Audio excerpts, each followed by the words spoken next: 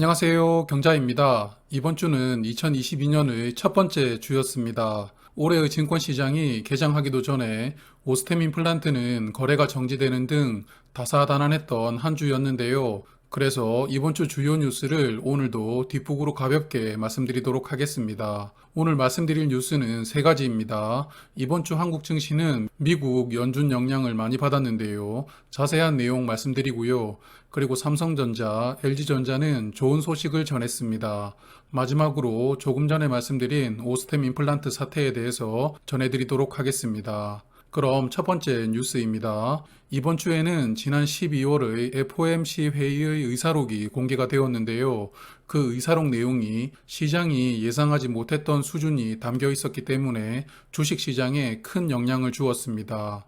저번 달 파월 할아버지는 3월에 테이퍼링이 종료되고 올해부터는 금리를 인상할 것이다 라는 뉘앙스를 이야기를 했습니다. 그런데 이번 의사록을 보면 금리 인상 시기가 더욱 빠르게 진행될 수 있다라는 뉘앙스의 언급이 있었습니다. 그래서 금리 인상이 테이퍼링이 3월에 종료되자마자 바로 시작될 수도 있다라는 전망이 나오고 있는데요. 그리고 더욱 시장을 놀라게 했던 것은 대차 대조표를 축소한다는 내용이 포함되었던 것입니다. 대차 대조표는 재무제표를 볼 때 쓰는 용어인데 저도 처음에는 이게 무슨 말인지 이해를 못했는데요. 대차 대조표를 축소한다라는 표현은 지금까지 연준이 매입했던 채권 등의 자산에 대해서 만기를 연장하지 않거나 시장에 매각하면서 시중의 자금을 흡수하는 것을 의미합니다. 조금 더 쉽게 표현하면 연준이 보유했던 자산을 시장에 팔면서 돈을 다시 거두어 들이는 것인데요. 그래서 코로나19로 우리가 계속 들어왔던 양적 완화의 반대 개념인 양적 긴축을 하겠다라는 의미가 됩니다. 과거 리먼 사태가 터진 이후에 양적 완화를 종료를 할 때도 기준금리가 인상은 되었지만 보유자산은 2년 동안은 유지를 하다가 양적 긴축에 들어갔었는데요. 이번에는 너무나도 빠르게 금리 인상 그리고 양적 긴축까지 진행되는 것이 예고되다 보니 시장이 예상했던 범위를 넘어서는 언급들이 나오게 된 것입니다. 결국 연준은 그만큼 미국 내에서의 물가 상승으로 인한 인플레가 심각한 수준이라고 인식을 하고 있고요. 또한 고용도 어느 정도는 안정되고 있기 때문에 빠르게 유동성을 축소하는 방향을 고민하는 것 같은데요.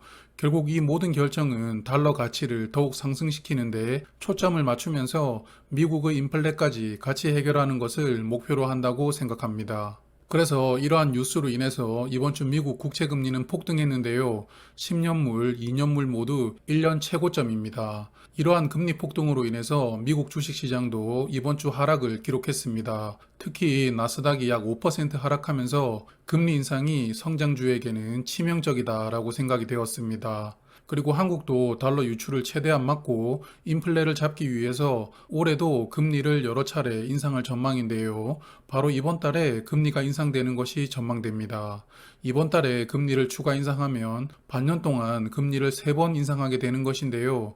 주식시장에는 악재로 당분간은 작용될 것 같습니다. 첫 번째 뉴스가 우울했다면 두 번째 뉴스는 그래도 희망찬데요.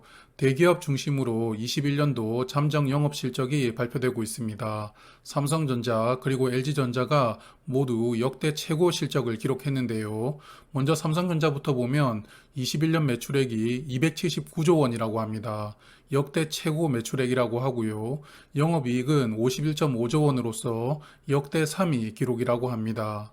이러한 최고 실적의 배경은 역시나 반도체가 큰 역할을 했다고 하는데요. 특히 침체가 예상되었던 4분기에도 반도체 수요는 어느 정도 유지가 되면서 삼성전자가 최고 실적을 기록할 수 있게 되었다고 합니다. 그리고 LG전자의 21년 매출액은 74.7조 원이었는데요.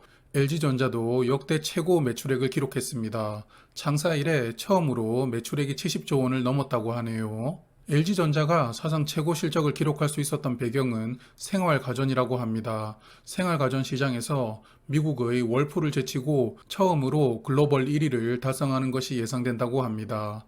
그래서 이러한 호재 뉴스가 금요일에 연달아 나오면서 한국 증시도 반등하고 두 종목도 상승 마감했습니다. 두 종목은 모두 1.8% 상승하면서 비슷한 상승률로 마감을 했네요. 오늘 마지막 뉴스는 오스템 임플란트 사태입니다. 워낙 이슈가 되고 있어서 많은 분들 들으셨을 텐데요. 올해 증권시장이 시작도 되기 전에 횡령으로 인한 상장 적격 심사 대상이 되면서 거래가 정지되게 됩니다. 오스템 임플란트 주주분들에게는 새해부터 날벼락이 떨어진 것인데요. 횡령액이 1980억 원이라고 합니다. 100억 원은 횡령을 테스트하기 위해서 이체를 했다가 다시 회사로 돌려놓았으므로 실제 피해 금액은 1880억 원이라고 하는데요. 1880억 원은 오스템 임플란트의 20년 자기 자본 대비 약 92%에 해당하는 금액입니다. 한국 증시의 역사상 상장사 최대 규모 횡령 금액이라고 하는데요. 한국에서 중견기업으로 분류된 회사들조차 얼마나 허술할 수 있는지를 보여주는 사건이라고 생각됩니다. 횡령한 사람은 자금팀장이었다고 하는데요. 잔고증명서를 조작하는 방법으로 3개월 동안 회사 돈을 개인적으로 사용했습니다. 횡령하자마자 동진 세미캠이라는 주식을 대량으로 매수하면서 5% 이상 보유했다고 공시도 하고 또 빠르게 손절도 하게 됩니다.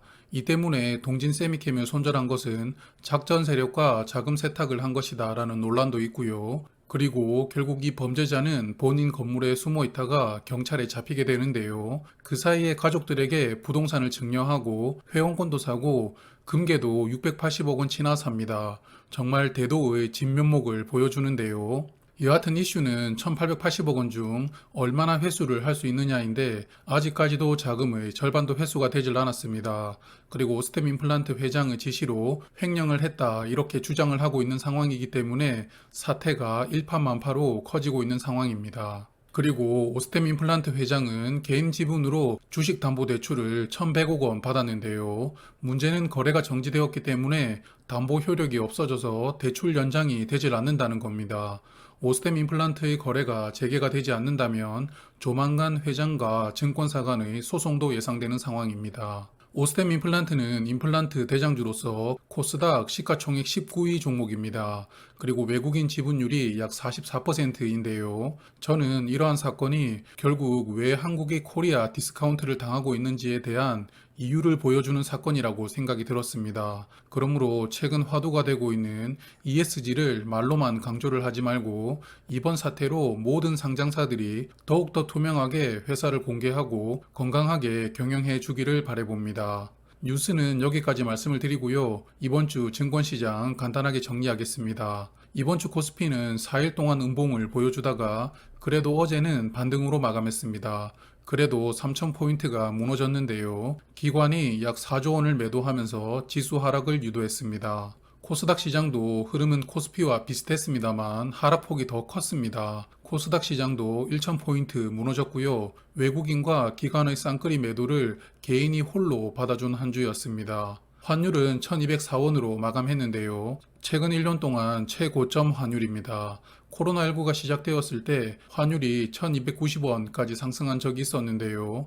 일단 환율이 1100원대로 다시 하락을 해야 국내 증시도 어느 정도는 안정권에 들어올 수 있다고 보입니다.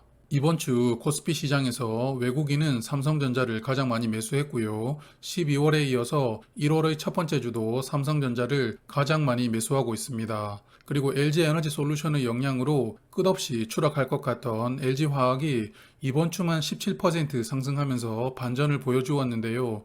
그래서 주식이 참 어려운 것 같습니다. 다들 LG화학은 추가 하락이 예상되었고 이 때문에 매도하신 분들도 많으셨을 텐데 말이죠. 그리고 기관은 이번 주 포스코를 가장 많이 매수했고요. 현대중공업은 새해부터 대형 수주 소식에 이번 주 18%나 상승했습니다.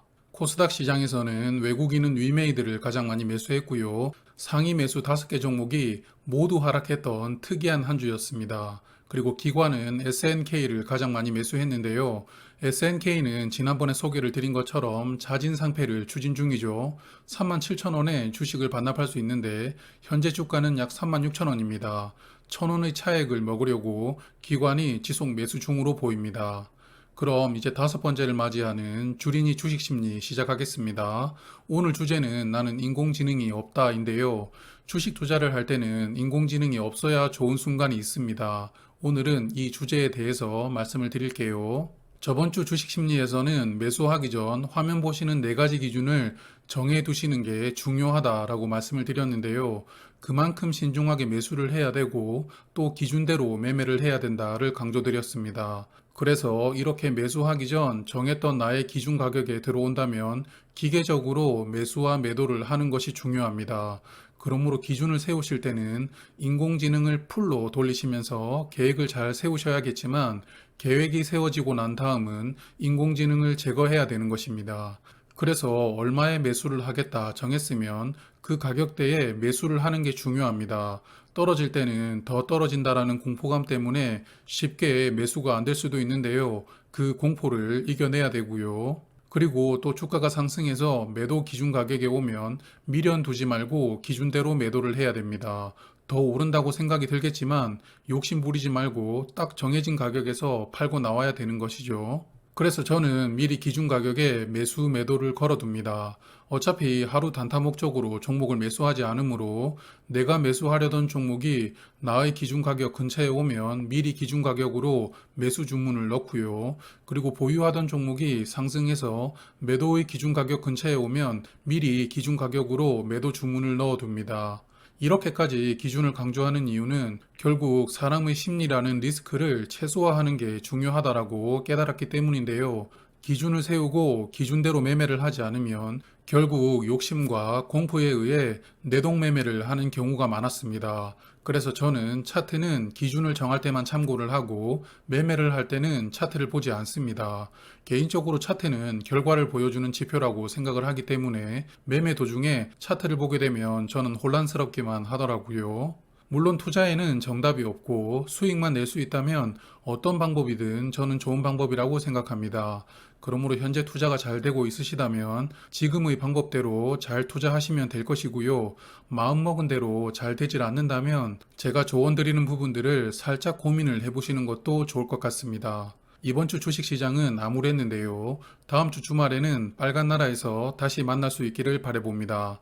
그럼 다음 주 주말에 다시 뵐게요. 고맙습니다.